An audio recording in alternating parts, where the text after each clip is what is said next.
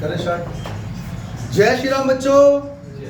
Class 11 physics chapter number 4 laws of motion. Last class में मैंने तुम्हें क्या पढ़ाया था बच्चों? हम लोग पिछली 2 क्लासेस से सिर्फ फोर्स के बारे में ही पढ़ते आ रहे हैं। समझ में आ गया? लास्ट क्लास में मैंने तुम्हें balance force, unbalance force, conservative, non conservative force और इसके अलावा types of contact and non contact force के बारे में भी बताया था। तो उसमें हम लोगों ने मैंने तुम्हें 4 टाइप के नॉन कॉन्टैक्ट फोर्स बताए थे: gravitational force, electrostatic force, strong nuclear force और weak nuclear force. Gravitational force और इलेक्ट्रोस्टैटिक फोर्स के बारे में लास्ट क्लास से मैं तुम्हें डिटेल में बता चुका हूं। समझ में आ गया बच्चों? ग्रेविटेशनल फोर्स में कुछ चीजें और भी ऐड कर लेना, मैं साइड में लिख दे रहा हूं, ठीक है? देखो याद रखना, न्यूमेरिकल में जब हमको फोर्स दिया रहता है ना, वो कई बार देखो क्वेश्चन में दिया रहता है a force of 50 Newton is applied. तो क्वेश्चन में जो आपको 50 न्यूटन दिया हुआ है वो पक्का फोर्स ही होगा, क्योंकि उसने खुद ही बोला है a force of 50 Newton is applied. हाँ या ना? लेकिन कई बार क्या होता है, वो ऐसे नहीं बोलता, वो बस इतना बोल देता है कि भाई मतलब फोर्स वर्ड का इस्तेमाल ही नहीं करेगा। तो सिर्फ यूनिट देखकर आपको पहचानना होता है कि मुझे न्यूमेरिकल में एक्चुअली गिवन क्या है। जैसे न्यूमेरिकल में अगर दिया हुआ है 50 न्यूटन, तो सिर्फ न्यूटन देख के पता नहीं लग रहा कि ये फोर्स है। हाँ या ना? ऐसे ही मान लो कोई क्वेश्चन दिया हुआ, उसमें लिखा हुआ है 25 kg मीटर पर सेकंड स्क्वायर, तो पक्का ये क्या दिया हुआ है? फोर्स, क्योंकि ये फोर्स की यूनिट है। तो यूनिट देखकर आपको पता लग जाना चाहिए कि क्या गिवन है? फोर्स। कोई दिक्कत बच्चों? यानी कि मुझे ऐसा भी लिखा मिल सकता है, हाँ या ना? और याद रखना ऐसा भी मिल सकता है। KGF मूवी देखी है तुम लोगों ने? अरे ये वाला KGF, इसको बोलते हैं किलोग्राम फोर्स। तो यहाँ पर एक नई यूनिट आ गई है हमारे पास, जो लास्ट क्लास में मैंने तुम्हें ग्रेविटेशनल फोर्स पढ़ाया था, उसी में ये पॉइंट ऐड कर लेना, ठीक है? क्या लिखोगे? याद रखना बच्चों, 1 kgWT is equal to 1 kgF is equal to 9.8 newton. याद रहेगा? याद रहेगा? अगर न्यूमेरिकल में कभी भी ऐसा दिया हो ना, kgWT किलोग्राम वेट या kgF किलोग्राम फोर्स, तो आप न्यूटन में स्टैंडर्ड यूनिट में कैसे कन्वर्ट करोगे? सीधा 9.8 से मल्टीप्लाई कर दोगे। कोई दिक्कत? इसका मतलब अगर मुझे कोई चीज kgF में दी हुई है और मुझे न्यूटन में लाना है, तो मैं क्या करूंगा बच्चों? Multiply by 9.8। और न्यूटन से kgF में जाना है तो बच्चों डिवाइड बाय 9.8। समझ में आ गया कि नहीं? कोई दिक्कत? ठीक इसी तरीके से अगर मैं देखो ये तो ऐसा यूनिट्स हो गई। अगर मैं CGS यूनिट की बात करूं तो याद रखना कई बार चीजें मुझे 1 GF भी दी हो सकती है, GWT। ये किलोग्राम वेट था, ये सिर्फ ग्राम वेट है। या फिर शॉर्ट में ये ऐसे भी लिख सकता है 1 GF। जैसे ये KGF था किलोग्राम फोर्स, वैसे ये gram force, which is equal to 980 dyne. समझ में आ गया बच्चों? तो ये हमारे पास CGS यूनिट में आ गया। अगर GF दिया रहेगा तो 980 डाइन आ जाएगा। बॉयज यहां से तुम्हें कुछ समझ में आ रहा है? देखो फिजिक्स में आपको ये समझाया जा रहा है 1 GF is equal to 980 dyne. तो समझ में आया? बच के रहना, केसेस देख ही रहोगे तुम लोग। तो अभी फिलहाल फिजिक्स ये आपको 2 बातें सिखा रही है। एक लॉजिकल बात ये कि 1 gram force equal to 980 dine, और अगर आप डेप्थ में जाके देखोगे तो उसका मतलब भी समझ ही जाओ बॉयज लोग। चले आगे। इसके अलावा ग्रेविटेशनल और इलेक्ट्रोस्टैटिक फोर्स हमने पूरा कंप्लीट कर लिया था। आज हम लोग पढ़ने जा रहे हैं स्ट्रॉन्ग न्यूक्लियर फोर्स। कोई दिक्कत? तो बच्चों स्ट्रॉन्ग न्यूक्लियर फोर्स, जैसा कि नाम से पता लग रहा है न्यूक्लियर फोर्स, तो पक्का न्यूक्लियस के अंदर ही काम करता होगा। हम एटम की न्यूक्लियस की बात कर रहे हैं। समझ में आ गया? बायोलॉजी वाले सेल का न्यूक्लियस मत समझ लेना। एटम के न्यूक्लियस के अंदर कौन कौन होता है बच्चों? अभी फिलहाल हमें 2 ही चीजें पता है, प्रोटॉन और न्यूट्रॉन। कोई दिक्कत? तो इन दोनों के बीच में कौन सा फोर्स लग रहा है बच्चों? दिमाग लगा के बताओ, अट्रैक्टिव या रिपल्सिव? अट्रैक्टिव ही तो लग रहा है, तभी तो ये ऐसे कंबाइंड होकर इतने छोटे से स्पेस में बैठे हुए न्यूक्लियस में। हाँ या ना? तो what is strong nuclear force? It is an attractive force which binds the nucleons. What do you mean by nucleons? Protons and neutrons collectively called nucleons. तो ये एक ऐसा अट्रैक्टिव फोर्स है जिसने बाइंड करके रखा हुआ है न्यूक्लियस को together in a nucleus of an atom. कोई दिक्कत? समझ में आ गया? अच्छा, ये एक नॉन सेंट्रल फोर्स है। इसके अलावा ये एक this is a non conservative force, ये कंजर्वेटिव भी नहीं है। अब मेरी एक बात सुनो बच्चों, जैसे अगर मैं न्यूक्लियस की बात करूं, अच्छा हाँ, क्या मैं ये लिख सकता हूं स्ट्रॉन्ग न्यूक्लियर फोर्स, यानी this force is independent from charge? हाँ या ना? बच्चों चेक करो, प्रोटॉन पे पॉजिटिव चार्ज होता है, प्रोटॉन पे पॉजिटिव चार्ज होता है, सही है गलत है? अच्छा, क्योंकि ये पार्टिकल्स के ऊपर कुछ मास भी होगा, तो इसका जो भी मास है और इस प्रोटॉन का जो भी मास है, इसकी वजह से क्या होना चाहता है इनका? अट्रैक्शन। भाई प्रोटॉन एक मासिव पार्टिकल है या नहीं है? तो उन दोनों के मास की वजह से ग्रेविटेशनल फोर्स तो लगेगा ना, और ग्रेविटेशनल फोर्स हमेशा कैसा होता है बच्चों? अट्रैक्टिव, यानी ये पास आना चाहते हैं। पर क्योंकि इसके पास एक चार्ज भी है और इसके पास भी एक चार्ज है, तो चार्ज की वजह से ये बच्चों कहाँ जाना चाहता है? दूर, क्योंकि पॉजिटिव पॉजिटिव में क्या होगा? रिपल्शन। और ये कौन सा फोर्स है बच्चों? Fe। अब आप लोग मुझे ये बताओ, Fg बड़ा है या Fe बड़ा है? इलेक्ट्रोस्टैटिक फोर्स ग्रेविटेशनल फोर्स से बहुत बड़ा है, ये मैंने लास्ट क्लास में बताया था। तो फाइनली क्या होगा? ये दूर जाएंगे या पास आएंगे? दूर जाने चाहिए। पर हम जानते हैं कि न्यूक्लियस के अंदर सारे प्रोटॉन और सारे न्यूट्रॉन इकट्ठे पास पास आके टाइटली पैक होके एक छोटे से रीजन में कॉन्सेंट्रेटेड है, हाँ या ना? तो इसका मतलब क्या हो रहा है यहाँ पे? तो अट्रैक्शन हो रहा है, होना चाहिए रिपल्शन। इससे ये बात पता लगी कि यहाँ पर एक नया फोर्स काम कर रहा है, ना ही वो ग्रेविटेशनल फोर्स है और ना ही वो इलेक्ट्रोस्टैटिक फोर्स है, हाँ या ना? बल्कि इलेक्ट्रोस्टैटिक फोर्स से भी ज्यादा स्ट्रॉन्ग कोई फोर्स है। सोच के देखो बच्चों, देखो ग्रेविटेशनल फोर्स अगर 1 है तो इलेक्ट्रोस्टैटिक फोर्स कितना हो गया? 10⁻36।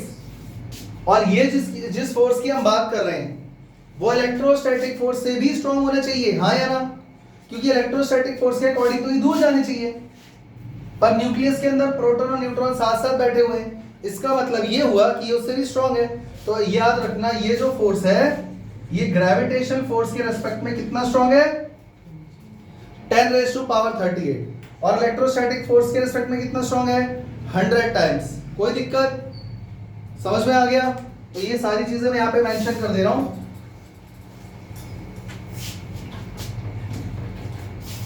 ये फोर्स चार्ज पर डिपेंड नहीं करता बच्चों, क्योंकि याद करो प्रोटॉन प्रोटॉन में भी अट्रैक्शन हो रहा है, प्रोटॉन न्यूट्रॉन में भी अट्रैक्शन हो रहा है, और न्यूट्रॉन न्यूट्रॉन भी चिपक कर साथ में बैठे हुए हैं न्यूक्लियस के अंदर, हाँ या ना? इसका मतलब क्या ये फोर्स चार्ज पे डिपेंड करता है? नहीं करता। अच्छा, this force is 10⁻38 times stronger than gravitational force, and this force is 100 times stronger than electrostatic force। Non central का मतलब है ये सेंटर टू सेंटर काम नहीं करता है। अब यहां पर एक बात और याद रखना बच्चों, अगर दो सब एटॉमिक पार्टिकल्स के बीच में डिस्टेंस, जैसे मान लो ये रहा प्रोटॉन, ये रहा प्रोटॉन, इन दोनों के बीच का डिस्टेंस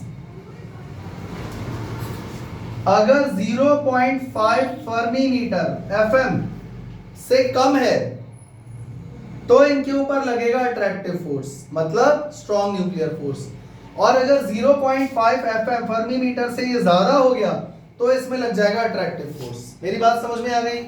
मैं ये कहना चाहता हूं कि ये फोर्स तभी एप्लीकेबल होगा जब दो चार्ज पार्टिकल नहीं बोल सकते हम, सब एटॉमिक पार्टिकल बोल दो, जब दो पार्टिकल्स बहुत ज्यादा करीब होंगे।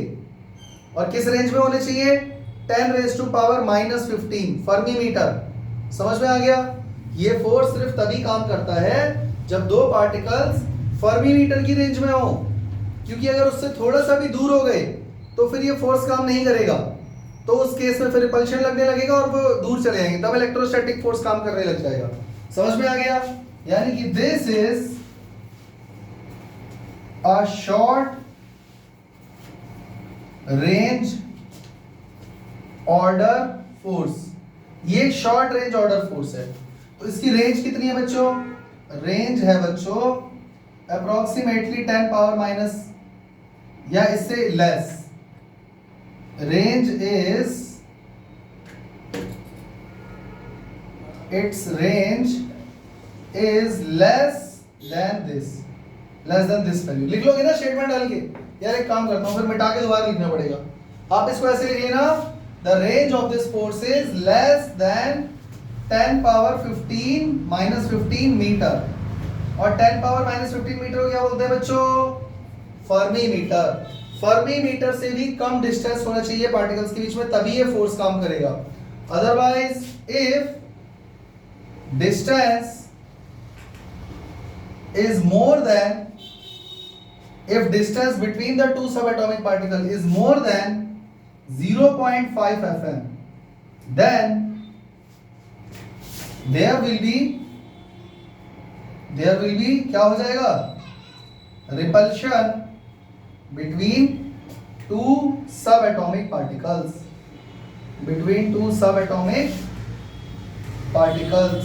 due to electrostatic force. तब इलेक्ट्रोस्टैटिक फोर्स काम कर जाएगा। कोई दिक्कत? समझ में आ गया?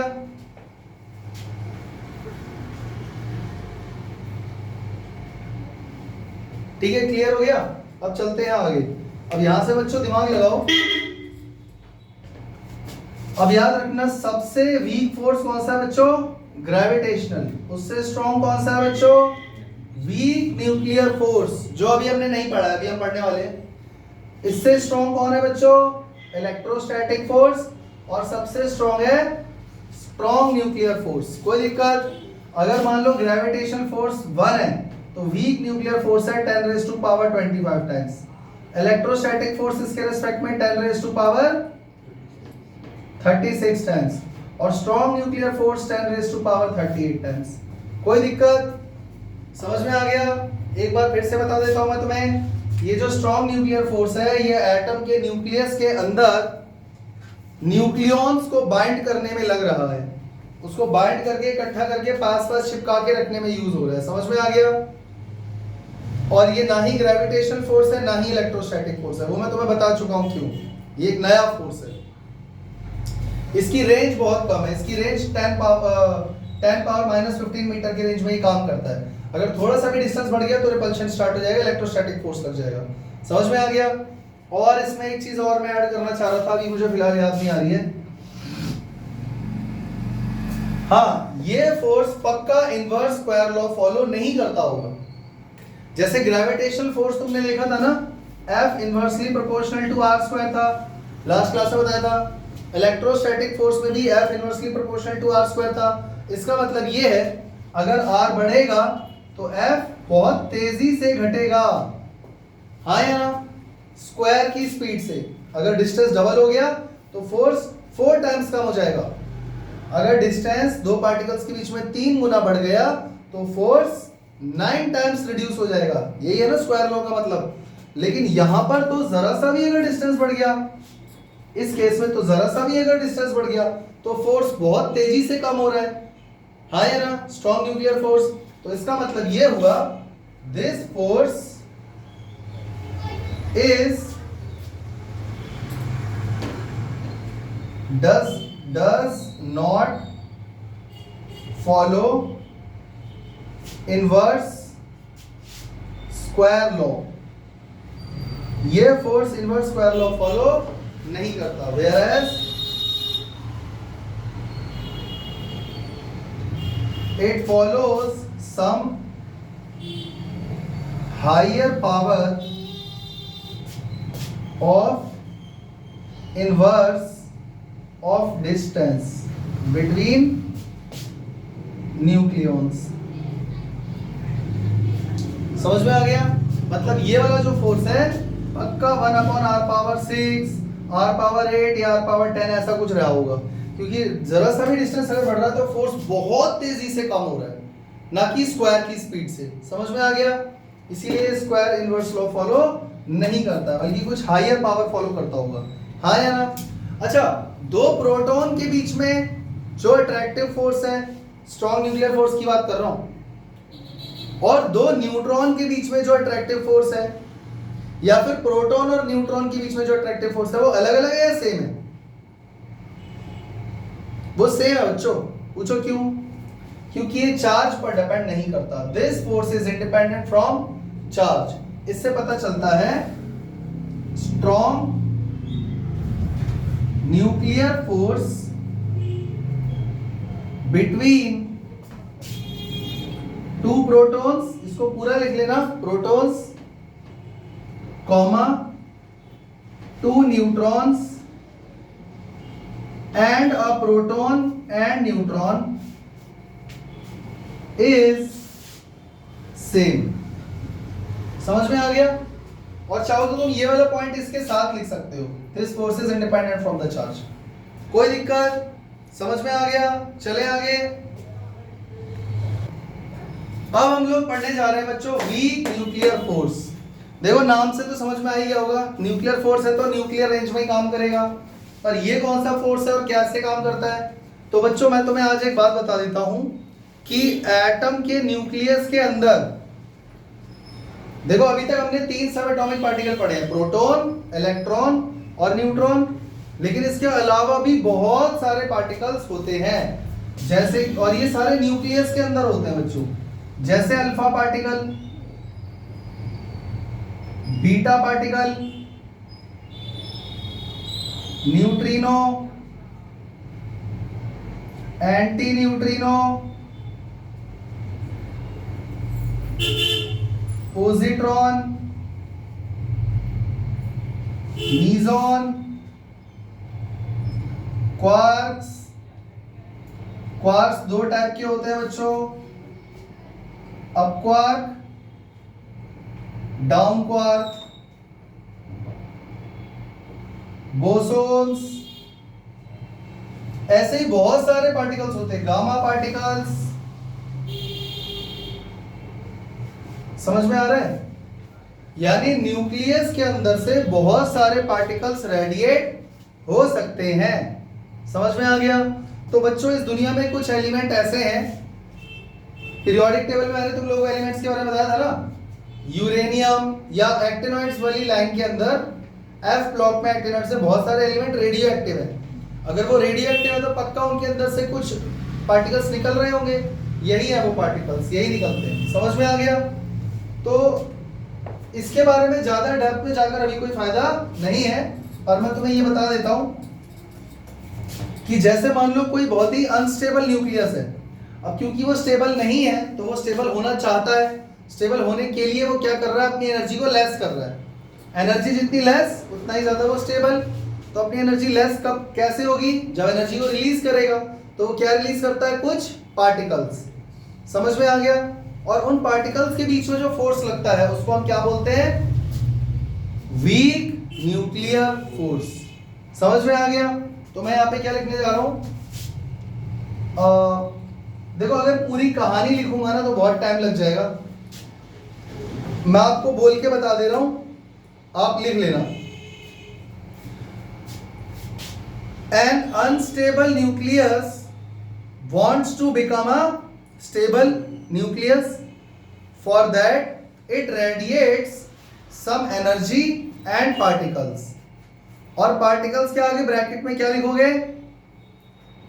Alpha particle, beta particle, gamma particle, neutrino, anti neutrino, positron, वो जो यहां लिखे थे मैंने, लिख लोगे, bracket close, and the force between these particles is called weak nuclear force।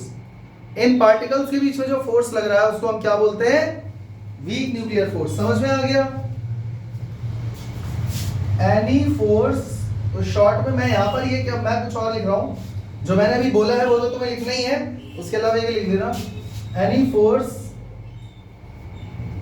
in which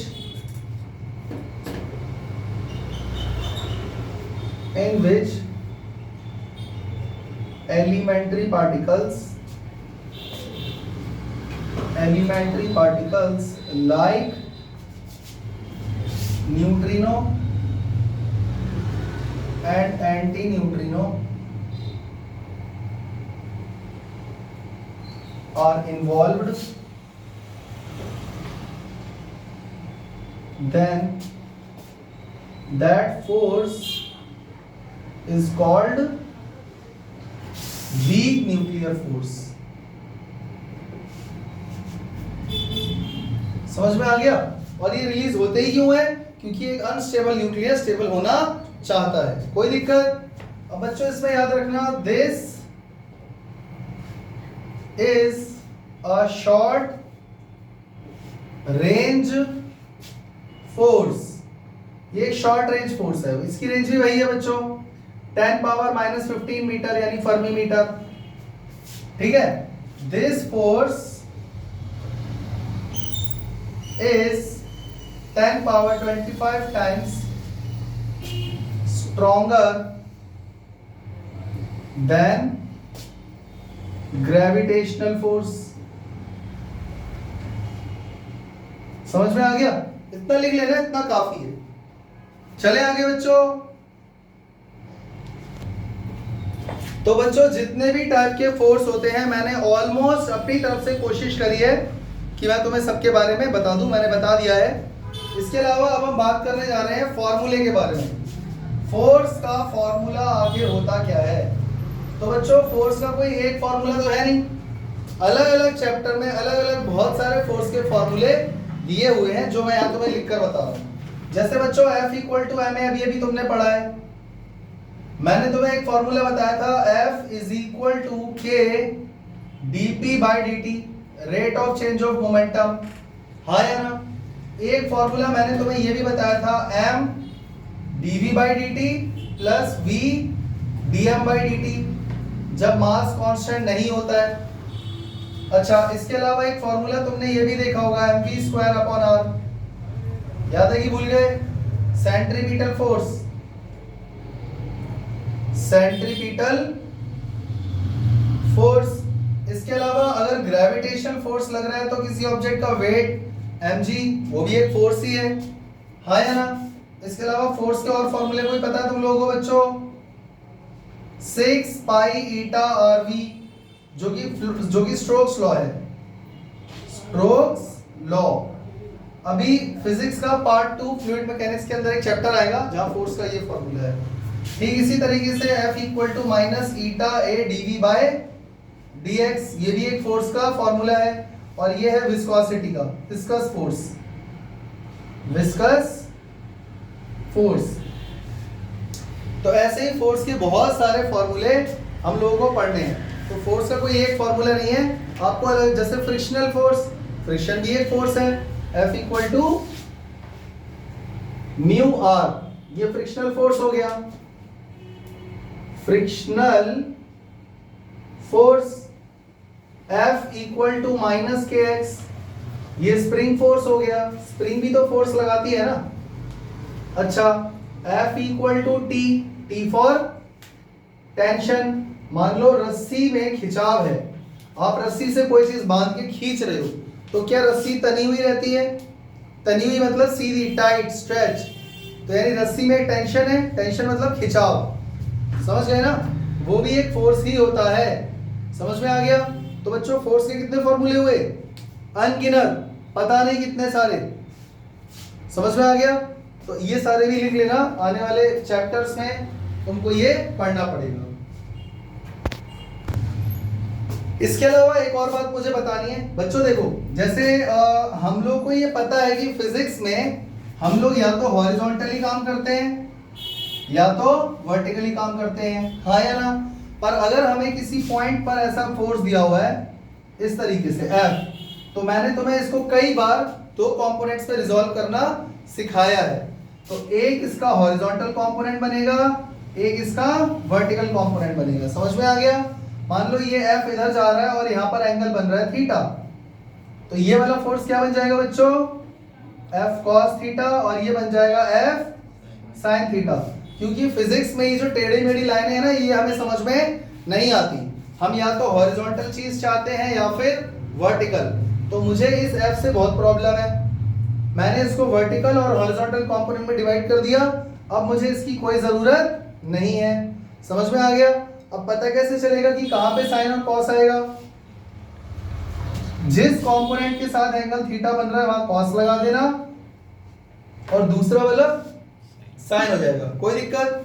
जैसे मान लो एक फोर्स है, इधर जा रहा है ऐसे, इसको दो कंपोनेंट से कैसे डिवाइड करोगे? 1 2, हाँ या ना? और मान लो यहां पर थीटा बन गया तो ये क्या हो जाएगा बच्चों? f cos थीटा, ये हो जाएगा f sin थीटा। जहां पे थीटा है ना उसके साथ वाला cos और दूसरा वाला sin। कोई दिक्कत? ये चीज मैंने पहले भी तुम्हें कई बार बताई हुई है, दोबारा रिकॉल करवा रहा हूं। बच्चों मुझे एक बात बताओ, अगर मान लो यहां पर एक ऑब्जेक्ट रखा हुआ है, समझ में आया? इसका कुछ मास रहा होगा, इसका मास है m, और इस समय ये एक सरफेस पर रखा हुआ है। इस पर मैं कोई धक्का नहीं लगा रहा, कोई पुश या पुल कुछ नहीं लगा रहा, तो अब बताओ क्या इस पर कोई फोर्स लग रहा है? इस समय लग रहा है या नहीं लग रहा? इसका खुद का वेट mg नीचे लग रहा है और नॉर्मल रिएक्शन r ऊपर लग रहा है, हाँ या ना? r और mg क्योंकि दोनों इक्वल है इसीलिए एक दूसरे को कैंसिल आउट कर देंगे। इक्वल है, ऑपोजिट है, सेम लाइन ऑफ एक्शन है, कैंसिल आउट कर देंगे। तो कुल मिला के बैलेंस फोर्स लग रहा है इसके ऊपर, इस वजह से ये ऑब्जेक्ट अब कहीं भी नहीं जाएगा, वहीं का वहीं रहेगा, हाँ या ना? चलो एक और केस लेते हैं। ये एक ऑब्जेक्ट यहां पर रखा हुआ है, समझ में आ गया? इसके ऊपर कोई इंसान खींच रहा है इसको या धक्का मार रहा है, इस पर इधर की तरफ फोर्स लगा दिया। अब बताओ बच्चों इसके ऊपर कितने फोर्स लग रहे हैं? एक फोर्स लग रहा है नीचे की तरफ mg, एक इसका नॉर्मल रिएक्शन ऊपर लग रहा है r, और एक फोर्स आपने लगाया इधर खींचने वाला, मान लो रस्सी से बांध के इसको खींच रहे हैं, ठीक है? और जब आप इसको खींचना शुरू करोगे बच्चों, क्या यहां पर फ्रिक्शन लगेगा? फ्रिक्शन लगेगा या नहीं? और फ्रिक्शन हमेशा किसी भी चीज की वेलोसिटी को कम करता है, रोकता है। तो मान लेते हैं कि फ्रिक्शनल फोर्स लग रहा है इधर ऑपोजिट डायरेक्शन में, और ये मान लेते हैं कि F और ये small f frictional force equal हो गए, तो R और mg तो वैसे ही कैंसिल आउट हो जाएंगे, बता चुका हूं। और हमने जो फोर्स लगाया वो F के इक्वल हो गया। F क्या है बच्चों? यहां पे फ्रिक्शनल फोर्स, और F किसके इक्वल हो गया? फ्रिक्शनल फोर्स के। तो ये भी इसको क्या कर देगा? Cancel out. तो बताओ ये ऑब्जेक्ट कहीं जाएगा? जा पाएगा? नहीं जाएगा ना, वहीं का वहीं रहेगा, क्योंकि अभी भी इसके ऊपर बैलेंस फोर्स ही लग रहे हैं। कितने बच्चों को बात समझ में आ चुकी है? बैलेंस ही तो लग रहे हैं, ये इसके इक्वल है, ये इसके इक्वल है, यानी कि अभी भी इसकी वेलोसिटी क्या रहेगी बच्चों? 0। कोई दिक्कत? चलो एक और केस लेते हैं, नंबर 3। ये एक ऑब्जेक्ट यहाँ पे रखा हुआ है, इसका एक फोर्स लग रहा है इस पर नीचे mg, एक लग रहा है ऊपर r, इधर लग रहा है f और इधर लग रहा है स्मॉल f। और बच्चों क्योंकि r और mg तो इक्वल ही होते हैं, यानी लिख देना यहाँ पे r इक्वल टू mg, तो कैंसिल आउट हो गया। लेकिन इस बार ये जो हमने फोर्स लगाया ये फ्रिक्शनल फोर्स से बड़ा है, फ्रिक्शनल फोर्स से मैंने ज्यादा फोर्स लगा दिया। देखो इस केस में क्या था? आपका फोर्स फ्रिक्शनल फोर्स बराबर हो गया था। ऐसे समझ लो आपके घर में कोई बड़ी भारी टेबल है, आप उसको धक्का मार रहे हो पर वो खिसक नहीं रही है, क्योंकि जितना फोर्स आपने लगाया वो फ्रिक्शन में कंज्यूम हो गया, तो इक्वल एंड ऑपोजिट हो गए। अब आपने ज्यादा फोर्स लगा दिया, फ्रिक्शनल फोर्स हो गया कम, क्या ऑब्जेक्ट मूव करेगा? जल्दी बोलो, करेगा ना? तो अब ये ऑब्जेक्ट फाइनली इधर जाएगा।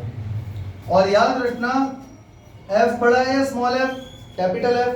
तो कैपिटल F में से स्मॉल f माइनस करेंगे तो क्या आ जाएगा? ma, जो भी इसका ऑब्जेक्ट का मास है m, और ये a एक्सेलरेशन के साथ इधर भागेगा। याद रहेगा? याद रहेगा? इस ऑब्जेक्ट को जब धक्का मारा जाएगा तो अब ये विद एक्सेलरेशन मूव करेगा, यानी इस बार इसकी वेलोसिटी 0 नहीं है और इसका एक्सेलरेशन भी 0 नहीं है, क्योंकि इस पर कुछ फोर्स लग रहा है ना, फोर्स में से फोर्स माइनस करोगे तो फोर्स निकल के आएगा और फोर्स इक्वल टू ma होता है। समझ में आ गया? तो अब ये object with some acceleration move करेगा। लिख लोगे वर्ड्स में या लिख के दूं? This object will move with a non zero acceleration. कोई दिक्कत? चले आगे। चलो भाई एक और केस लेते हैं, केस नंबर 4। मान लो बच्चों यहाँ पर एक ऑब्जेक्ट रखा हुआ है और कोई इंसान उस पर रस्सी बांध के इधर फोर्स लगा रहा है ऊपर की तरफ। मतलब ऐसे समझ लो यहाँ पर कोई पत्थर रखा हुआ है, पत्थर को रस्सी से बांध के मैं ऐसे खींच रहा हूँ, तो फोर्स तो रस्सी से ऊपर ही लगा रहा हूँ ना, मैं सीधा तो नहीं लगा रहा। तो बच्चों इस पर कौन कौन से और भी फोर्स लग रहे हैं? mg, नॉर्मल रिएक्शन r, और यहाँ पे लग रहा है फ्रिक्शन। हाँ या ना? हम लोग फिजिक्स में सिर्फ हॉरिजॉन्टल और वर्टिकल फोर्स से काम लेते हैं। तो बच्चों ये तो सबको पता है कि r इक्वल टू क्या हो जाएगा, यानी ये कट गया। अब f को किससे रिजॉल्व करोगे? इसके सामने तो कोई है ही नहीं। तो बच्चों यहाँ पर हम इस f को दो कंपोनेंट्स में डिवाइड कर देंगे, ऐसे, और एक जाएगा ऊपर। समझ में आ गया? मान लो यहाँ पर हमें थीटा दिया हुआ है कि हॉरिजॉन्टल के साथ एंगल थीटा बन रहा है 30 डिग्री, जो भी है। तो ये वाला फोर्स कितना हो जाएगा?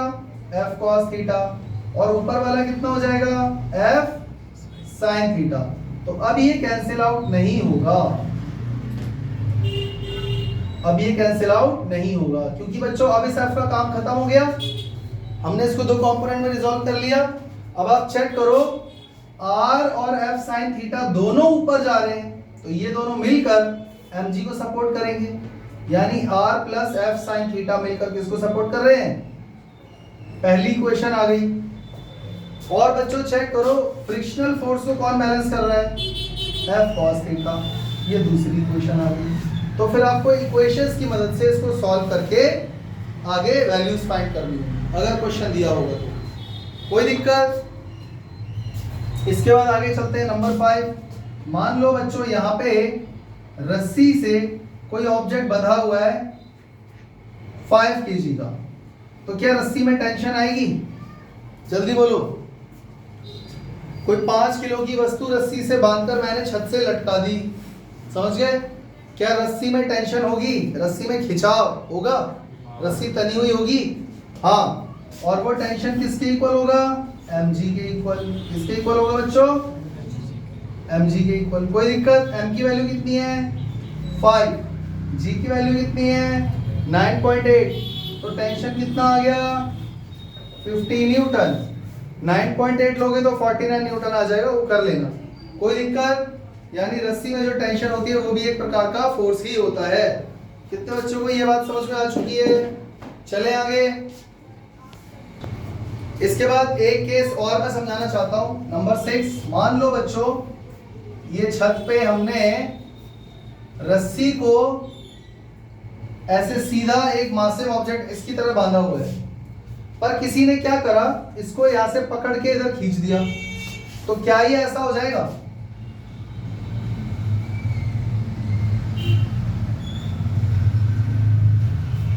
कुछ समझ में आया बच्चों? क्या समझ में आया? इसी वाले फिगर को ध्यान से देखो। एक रस्सी से एक मासिव ऑब्जेक्ट लटकाए हुए, रस्सी के बीच में से मैंने क्या करा, उसको ऐसे हुक में बांध के पीछे खींच लिया।